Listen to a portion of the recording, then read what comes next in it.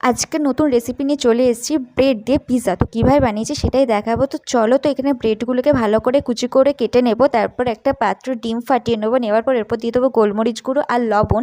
দেওয়ার পর ভালো করে ফাটিয়ে নেওয়ার পর ব্রেডগুলোকে দিয়ে দেবো। তো ডিমের সাথে মিক্সড করার পর তারপর একটা পাত্রে তেল মাখিয়ে নেওয়ার পর ব্রেডগুলো ভালো সুন্দর করে সাজিয়ে নিয়ে নেবো।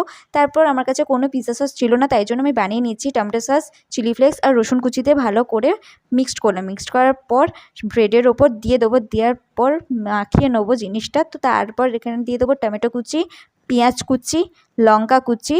তো ভালো করে সুন্দর করে সাজিয়ে নেবো। তারপর দিয়ে দেবো পিৎজা চিজ। তো ওটাকে ভালো করে নুন দিয়ে একটা স্ট্যান্ড বসিয়ে নিলাম। তারপর ব্রেড পিৎজাটা রেখে দেবো 20 মিনিটের জন্য, ঢাকা দিয়ে রাখলাম।